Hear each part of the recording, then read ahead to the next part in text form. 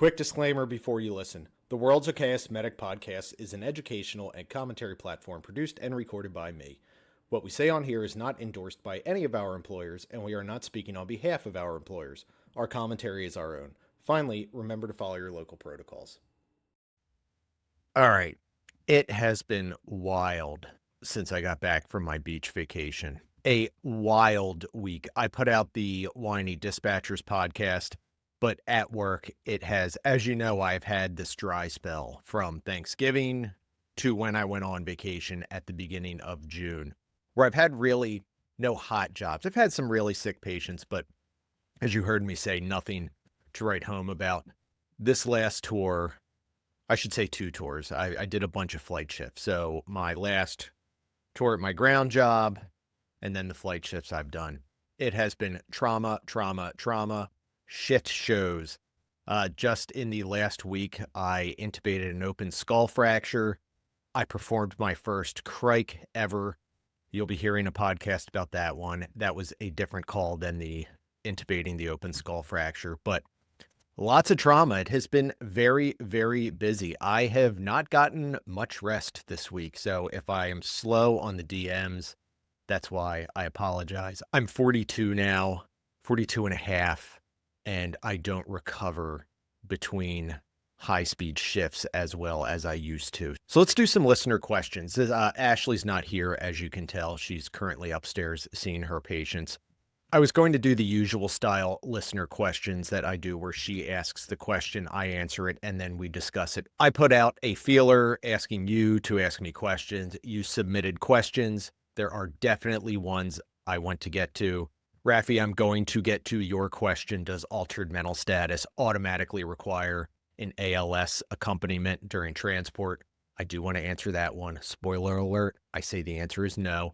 But I do want to get to your questions. But as I was selecting questions for that episode, a couple of these that I got were they were good questions. Not that the others weren't, but these were deep questions. And I found myself pondering these questions on my way to work. Often I will drive to work in silence and just think about things. And sometimes the questions that you ask, I will think about these things on my sometimes hour plus ride to work if Philly traffic is bad, especially going to my flight job. So I picked 3 questions here. These are deep questions and these are good questions. And that's why I've called this hard-hitting listener questions. Some business stuff real quick. You notice I'm wearing a Resus X t-shirt. Let me pull the dates up here. Resus X is going to be September 29th to October 2nd in Philadelphia. You can register at resusx.com. Use code OKMedic400 for $400 off of the cost of registration. It is going to be a great conference.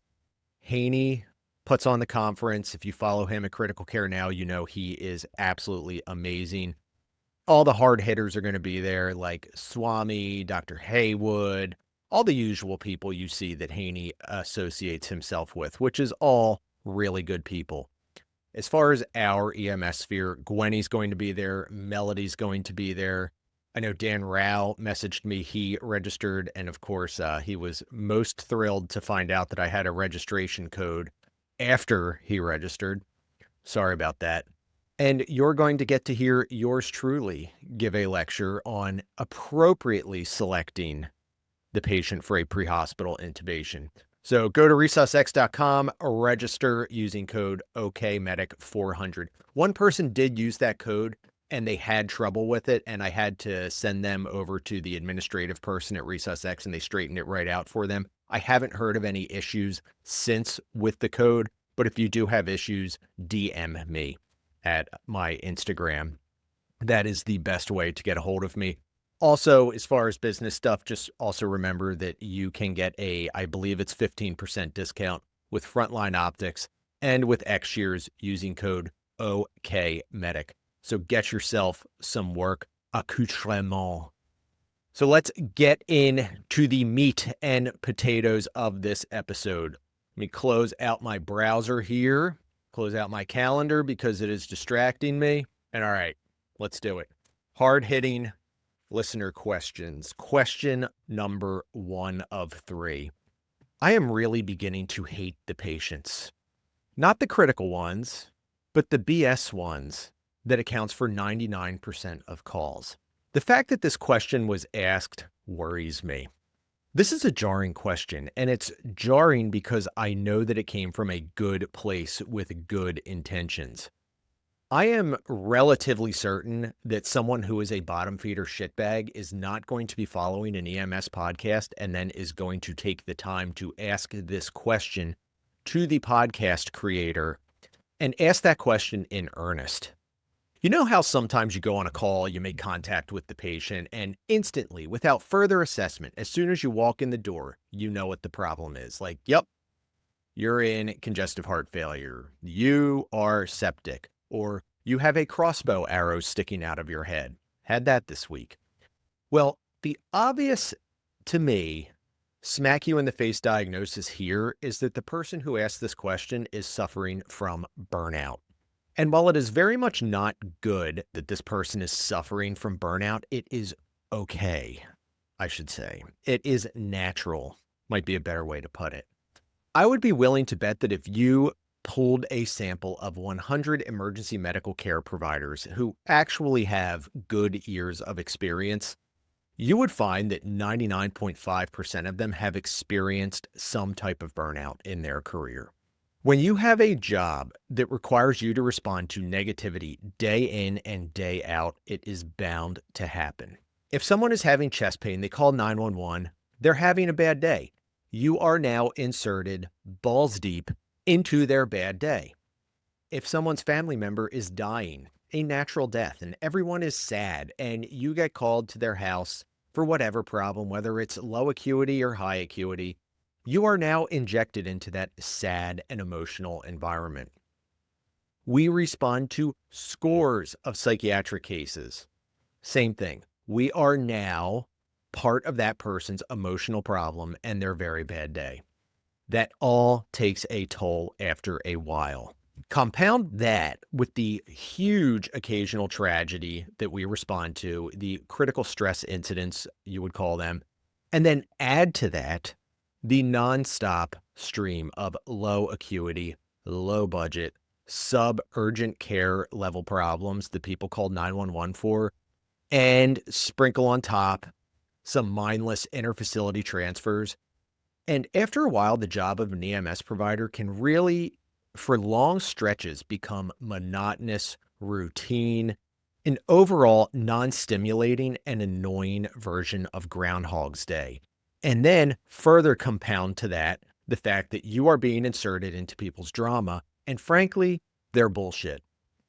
And that can really grate at you because we are emergency care providers. We thrive on high speed. We thrive on complex, critical situations to test us, to make us use our brains, and to make ourselves prove that our skill performance is up to par. For most of us, that is our lifeblood.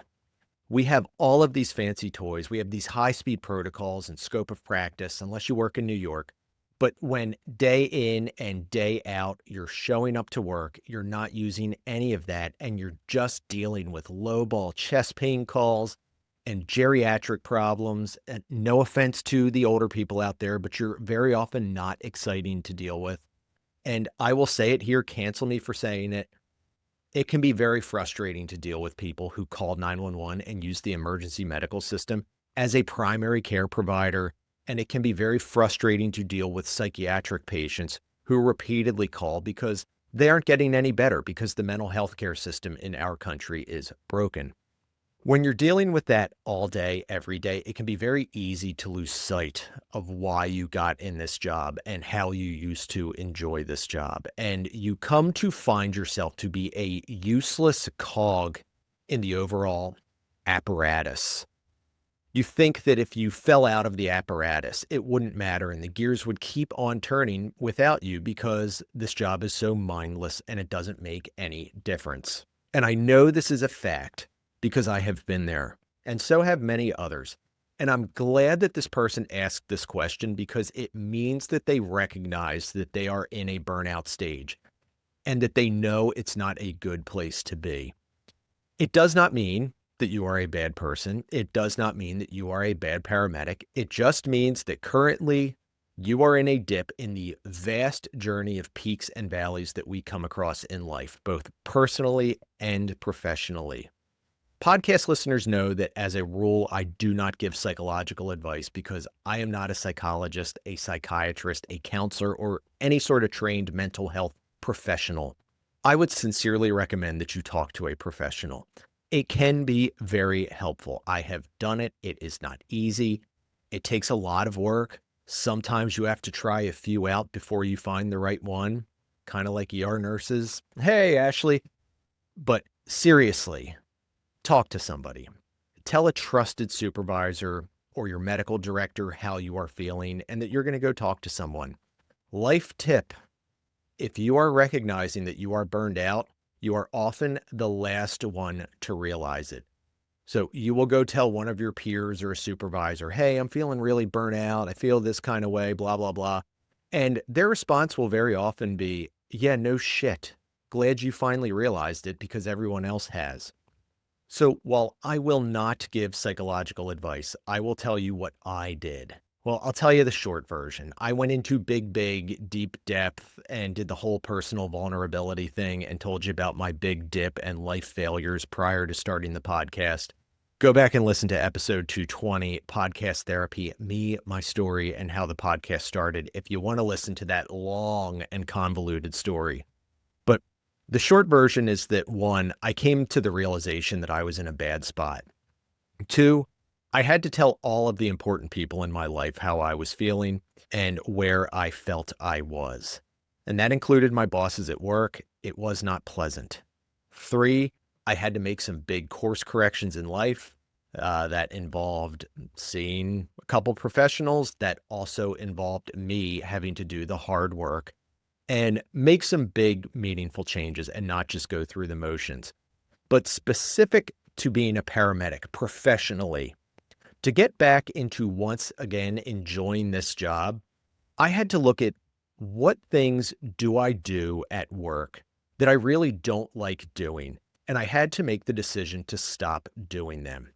That meant I wasn't going to be on 15 different committees anymore. That meant I was going to give up my supervisory role. I eventually came to that decision. There were several things that I did because I thought they were the right thing for me to do career-wise, and I thought that they, I guess, validated my worth because they were wins like promotions, committee assignments, titles, and that's all superficial shit. Yeah, you can't choose to stop all of the stuff that we really don't like doing. Like, we can't just tell the supervisor, hey, I'm in a bad spot. I'm not going to respond to 98-year-olds with chest pain anymore. And, homeless person calls drunk on the street corner. Yeah, don't send me. Mental health, can't send me now. No, we can't do that. But I think that if you genuinely took the time to think, what am I involved in that I don't need to be involved in and that doesn't fulfill me? And I think you will find at least a couple things you could pare down. It could be big things. It could be small things. Maybe it means finding a new place of work. I will warn you that the grass is not always greener on the other side. But on the flip side of that argument, sometimes it is. This isn't Simon Sinek or Jocko Willink extreme ownership philosophy, but my view, and you don't have to agree, but it is a pipe dream if you think that you are single-handedly going to be able to turn the tides and change a dysfunctional, toxic organization. Maybe you do need a change. Maybe you don't. And maybe you are in a situation where you are one of these people who is in a rut in life and you are blaming your employer for your problems because that is a convenient source to take your frustration out on. And we talked about that on a recent podcast. So I would find what is not helping you and I would cut it out. And I would also strongly recommend finding something that gets those juices flowing for you. Like for me, it was starting a podcast. I developed this thing from nothing and I built it into something. It has re-engaged me and it has become a passion project for me. And it's been almost 6 years since my big burnout stage and I'm still going strong. Your thing that you find that gets your juices flowing and that gives you meaning in life, it might not have anything to do with EMS. And actually, it might be good if it doesn't. Maybe you'll take up hiking or CrossFit, poetry, or I don't know, cat grooming. Who knows? I would really, though, take some time to think, what do I want to do for me that will bring me a sense of fulfillment? And what is enjoyable for me? So to wrap this answer up, I am sorry that you're feeling burned out. It sucks. I know it does. But you've got to do something. And as the old saying goes, when life gives you lemons, make lemonade. Turn that unharnessed energy and that frustration into something positive that benefits you. And talk to a professional for the mental help. The brain is like any other machine. Sometimes it needs a tune-up and a lube job. All right, next question. Switching gears a little bit. What do you do when your manager is a wet noodle that protects low performers? This is another very frustrating aspect of life that I have indeed been in. In one of my more memorable employee check-ins with management, and I must specify this is not one of my current employers, but in that check-in, I asked my boss, why is our team a place where the lowest common denominator can come and work and thrive?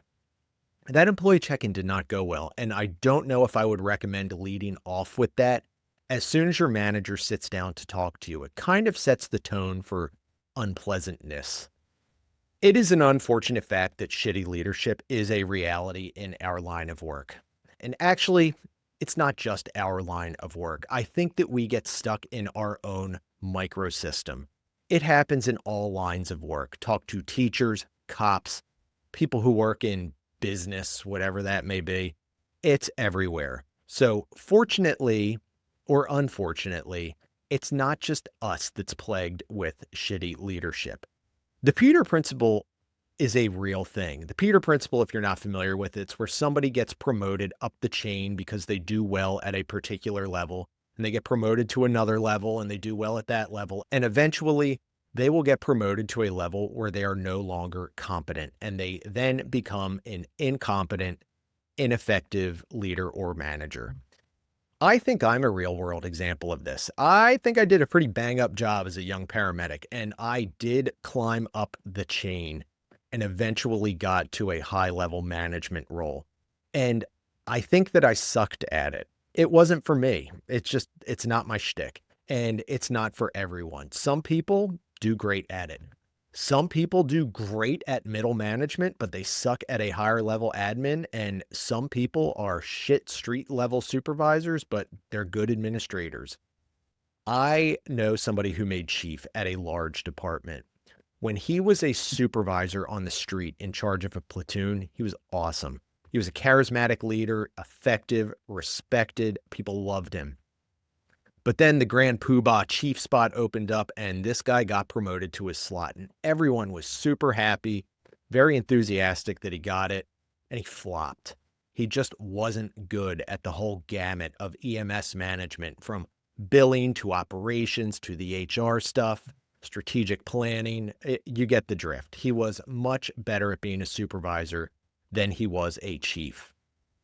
I will say, to get the backs of the admins out there, that to the street people, I make you sound like it's the caste system in India, but to the line grunts, it is very often easier said than done. It is very easy to serve up the red meat and talk shit on our bosses, which I certainly do on this podcast. I think that poor leadership does need to be identified and called out, and that we need to analyze it to both try and fix shortcomings, but also so that we can learn of different pitfalls and better prepare our current and future leaders.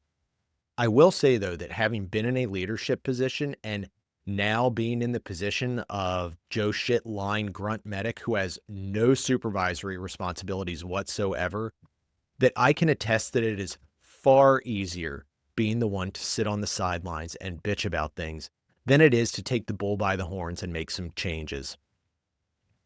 I will be honest, unless it is something that is completely glaring, and it often isn't, It is not the job of the chief or the lieutenant or the captain or the sergeant to fix a low performer. It is the job of the bosses to not hire them. That's a different story. You want to handle a bad employee, don't hire them. But inevitably, the reality is that some bad eggs are going to slip through the cracks or even knowingly get hired because the bosses may be lazy and don't care. They just want to fill spots. That's a big problem.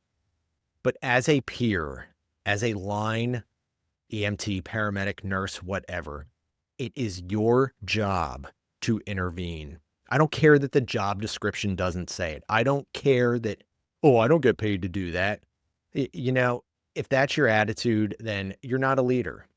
You're just one of those people who shows up and collects a paycheck. That is the uncomfortable truth as I see it. You do not need a title, nor brass on your collar, nor a white shirt, nor a $90,000 take-home Tahoe to be considered a leader. And this is a real-world example of it. Now, doesn't this sound like something your boss would say to you to get out of doing his or her job? Thank you for telling me about the problems you're having with Jim. Now tell me, what solutions have you tried to fix the problem? I was once told that by a supervisor when I complained, and that really pissed me off because I was like, how friggin' worthless can this supervisor be? I go to him with an issue, a genuine issue, and he acts like I should have fixed it. And the reason that I got pissed off is because I was 23 and fucking stupid and immature. The supervisor was 100% right. The onus was on me because I was out there working with this guy that I was complaining about every single day. Let me hit pause real quick. And I want to throw a disclaimer in there that this is not for glaring issues. I think I did mention that maybe, but I do want to drive that point home. If it is a huge kind of emergency thing, like you watched a coworker hit a patient, or they told a patient's family member to go fuck themselves, or they cover up a med error, or they do something overt and unprofessional or dangerous, stupid thing, or they showed up impaired, big things like that, you must immediately intervene, report that, and the supervisor must get involved right then and there. No ifs, ands, or buts about it. But that's not what we're talking about here. The vast majority of the time, the employee who is complaining about the low performer, they may have absolutely justifiable complaints, but when you are going to complain about someone, you must ask yourself two things. One, have I enabled this behavior? Am I just bitching about it without having done anything to correct it? And two, am I going to the supervisor with something that is actually actionable? Let me give you an example from when I was a manager, and this should sound familiar to almost all of you. I get approached by a couple of staff members about this one particular paramedic. They have complaints. And this one particular paramedic, she was someone who indeed I would consider to be a crappy employee. And she was actually really particularly frustrating for me because she's very smart and a very capable provider. She was just lazy and she didn't want to be at work, and she had a very hard time separating her personal life drama from the workplace. You all know the type. So these couple of staff members come to me and they have this whole litany of complaints, and I'm not dismissing them from the perspective of a peer and a professional paramedic. They're valid because they have to work with this person and it's annoying. So listen and ask yourself, have I been in this situation? I bet you have. Here are the things that I heard. She spends all of her downtime on the phone arguing with her boyfriend. Okay, that's annoying. Have you told her to take the call outside of the crew room? Maybe go outside and talk on the phone to your boyfriend. She shows up at 6:55 a.m. every morning. Shift change is at 7. That's really annoying, and I sympathize. Maybe talk to her and tell her that it's very inconsiderate for whoever she's making shift change with. But as a supervisor, what do you want me to do about it? The shift starts at 7, and technically, if she's there at 6:55, she's 5 minutes early for her shift. Every time we get a call, she complains. She's got a terrible attitude. Again, very annoying. a problem because a bad attitude is definitely contagious, but what am I supposed to do about it? Is she delaying a response? Is she crappy towards the patient and their families? Is she not rendering good care because of her attitude? Well, no, but it just sucks responding to calls with her.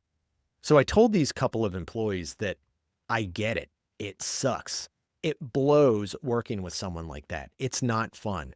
And this may sound like it's passing the buck, but in truth, as a manager, I can't really pull someone into the office and say, hey, Jane, come in, have a seat. I need to talk to you about your performance.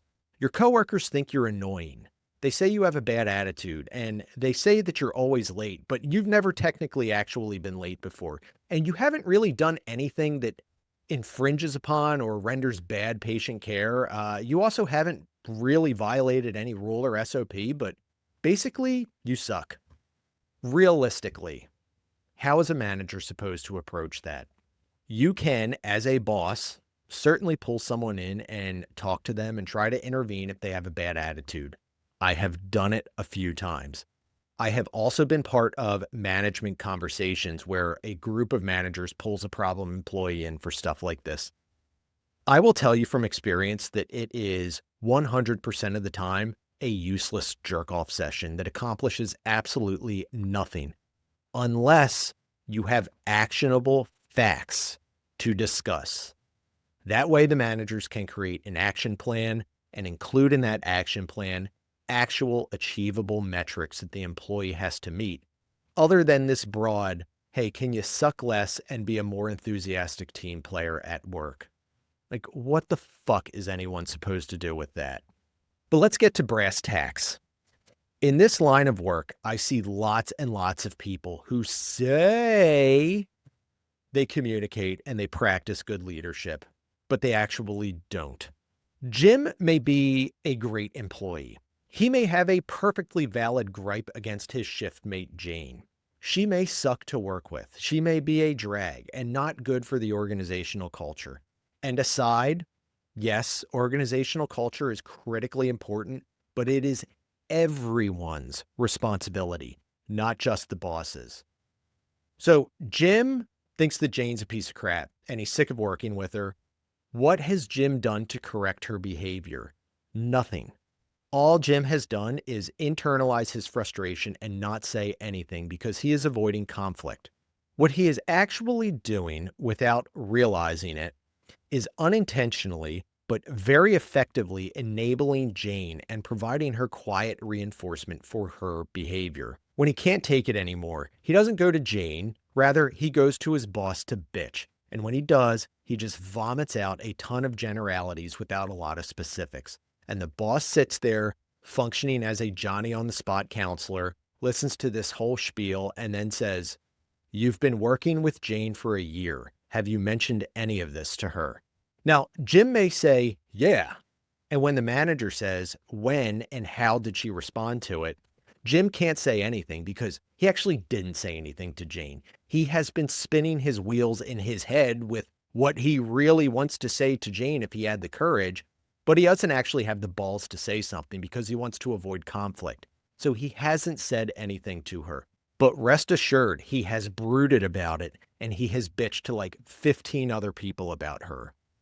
I submit, and all may not agree with me. I'm sure I'll get at least one DM from someone who says, no, it's certainly the manager's job to step in. That's fine. I'm not looking for sycophants, but I submit that it is your job to say something and light a fire under the wet noodle's ass. It's not comfortable. It's not fun, but it is very necessary.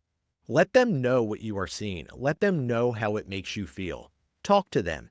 I'm not saying it's going to work 100% of the time, but you would be amazed at how far you can get if you communicate to another human being, one that you work with every day.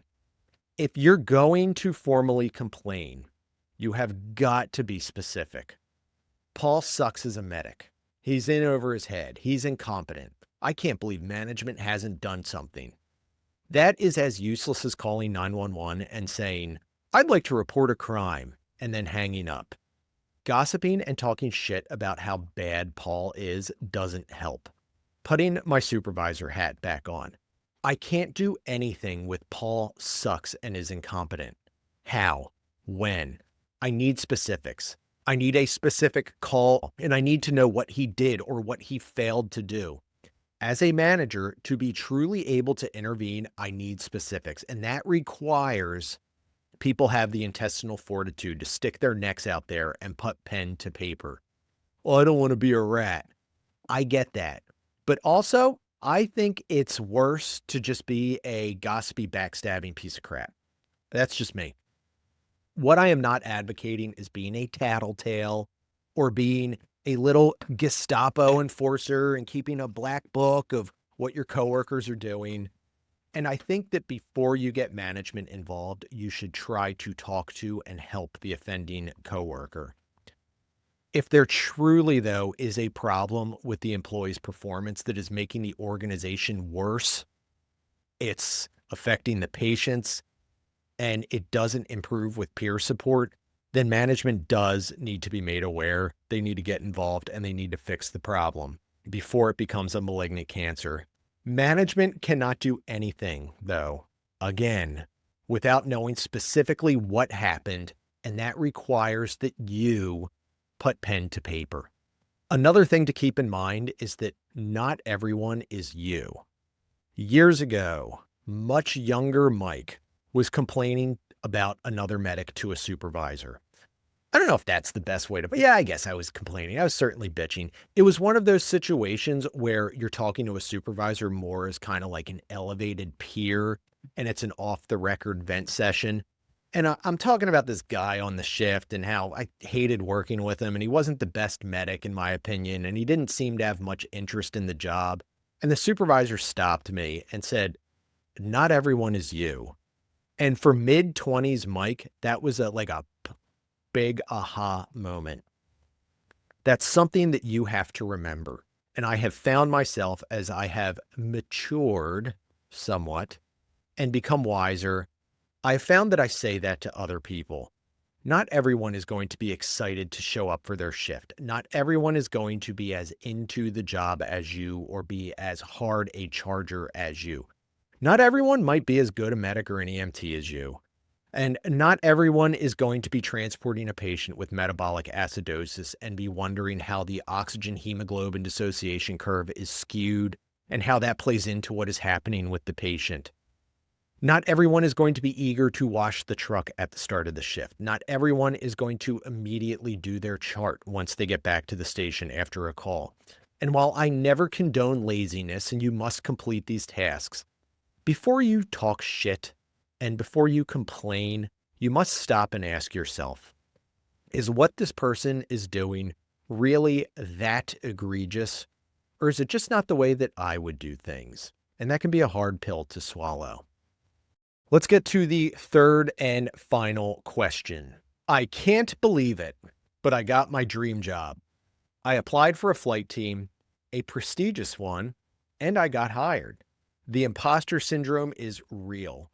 Now, some of the team members have been really great and they've taken a big interest in my orientation, and some have not. As nice as most people have been, I feel like I am not being accepted by the team. What do I do? Okay, first things first, legal disclaimer here, and I'm not an attorney. If you are being bullied or harassed, that's not okay. There should be an employee manual or SOP for what to do in the event of workplace harassment. Follow that manual or SOP. I do not think that new people, or anyone for that matter, should have to suck it up and tolerate being harassed or bullied at work. Follow your chain of command, report it. I am also not going to talk about the dysfunctions of a toxic workplace here. That sometimes, unfortunately, seems to be pretty prevalent on flight teams. Not mine, my old one. I have heard accounts in the last few months of a few programs with awful backstabby cultures and that are rife with petty disagreements that have festered out of control and ruined the organizational culture of the program. Like I heard from someone about this one HEMS base. I think it was in Tennessee or Kentucky. And this base has two separate refrigerators because two of the shifts don't talk to each other. And it has gotten so bad that they won't even share a fucking refrigerator. That is just wild to me. And that is blatantly smack you in the face indicative of terrible unqualified management that has absolutely zero leadership ability and no balls. I speculate that this is a case where there is one or two toxic employees who have been there forever and they're very domineering and they rule the roost. And the manager is too impotent and chicken shit to do anything about it. So with the bullying harassment disclaimer out of the way, and I don't think that this question is about a place with a fucked up culture like the two refrigerators base. I don't think that that's what this question is about. I'm going to assume for the intents and purposes of this question that the team is a well-functioning program. After all, this person says that it is a prestigious team, a prestigious team. So I don't think that this is one of those flight programs that will hire just anyone with a pulse and a patch and buy a second refrigerator for the base because the manager is too scared to have a hard conversation and take some action. First things first. Anyone who listens to this podcast knows that I always say that HEMS flight is not all that it's cracked up to be.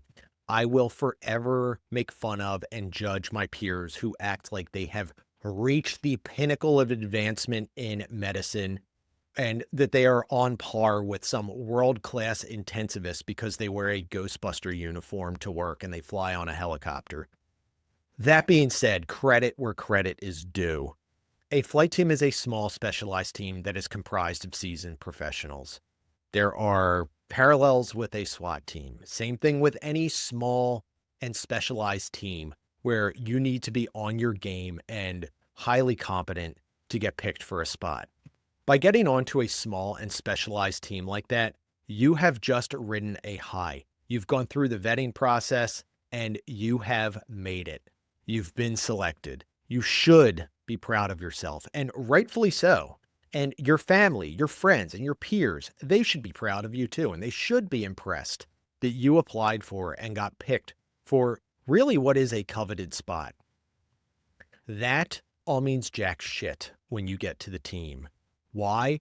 Because everyone else on the team has been vetted and they themselves have been picked, and the fact that you have been vetted and picked is not that impressive because you have joined with a group of people who have been there, done that, and got the t-shirt. Getting selected for the team is a feat, but it is just the first hurdle of many. Now, should the team be nice to you? Yes. Should they be open to teaching you? Absolutely. I will say, though, that you are going to find some employees who are much more interested in orienting and training than others. That is going to happen. I tend to be one of those people who likes to get involved in helping to orient and train a new person. Although I do find that as I am getting older, that I am quite happy when someone younger than me wants to take on the orientation and do it. But I am more than happy to get involved. I'm happy to do whatever I can to help the new person learn. Not everyone is like that. Not everyone is going to be interested in doing that. And that doesn't mean anything bad about that person. Like, you know how some people are really interested in supplies? They thrive off of organizing the supply closet and filling out the supply order sheet. Those people do exist. They're freaks in my opinion, and you're never going to see me do that because I simply have no interest. I will bitch if we are out of pulse ox probe stickers, but me doing the work and ordering the supplies and counting things and opening the boxes, fuck no. There are people who are like that with orientation and training. I was talking about orienting new people to my coworker, Joe. Now, Joe is, and I'm not just saying this for the podcast, he is in the top 3 EMS providers that I know. He is incredible. As the overused and cliche saying goes that if I had to pick a crew to transport a critically sick or injured family member of mine, he's on it. And he, while being a pretty humble guy, knows that he's good at the job. And he said this to me. He said, I know I'm good at my job. Give me a train wreck ECMO patient, a trauma, whatever disaster, I got it. Ask me to teach it to someone and forget it. I just don't have the skills to do it. I've tried it. It's not for me. You don't want me doing that job. And that is okay. So to the person who asked this question, be mindful of this and be aware that when you show up for your orientation shifts, not everyone is going to be doing backflips if they get to train and orient a new person. And honestly, not everyone has a knack for doing it. Let's move on to the feeling that you're not being accepted by the team. What on earth would make you think that you're going to be accepted by the team at this point? You have to prove yourself. Peer acceptance is based completely on subjective material, which is not easy. It can be an uphill battle, which isn't cool, but that's life. You're never going to see this in an HR manual, but the reality is that your coworkers are judging you, and they are judging whether you deserve a spot on the team, even if you passed the objective criteria that was prescribed in your orientation by management. That's just the reality. I have seen this before where people are like, I got hired and I passed the orientation and people don't like working with me. It's like, well, yeah, you passed all the metrics, so saith management, but you kind of suck. You probably at this stage have not yet been through it with the team. They don't know you. You have probably not yet puckered up with your flight partner on the side of the road RSIing a toddler after the van they were in was waffled by a tractor trailer. You have not yet had to move a 40-year-old who was otherwise healthy and is now on ECMO going for a Hail Mary heart transplant evaluation because he developed some freakish viral cardiomyopathy. He's quite unstable and crashing at the bedside, and you have to get him ready for transport and make him more stable, with the added bonus of his wife and kids at the bedside watching you. You have not yet exchanged glances with your partner in flight when halfway through a transport, the pilot says, hey, I think we're fine, but FYI, we're landing right now in this field that we're over top of. You may be a seasoned provider with years on the job, but you haven't entered into the crucible with this team. And until you do, don't expect that everyone is just going to open their arms and accept you because you succeeded in the hiring process and you wear the team's cosmonaut outfit.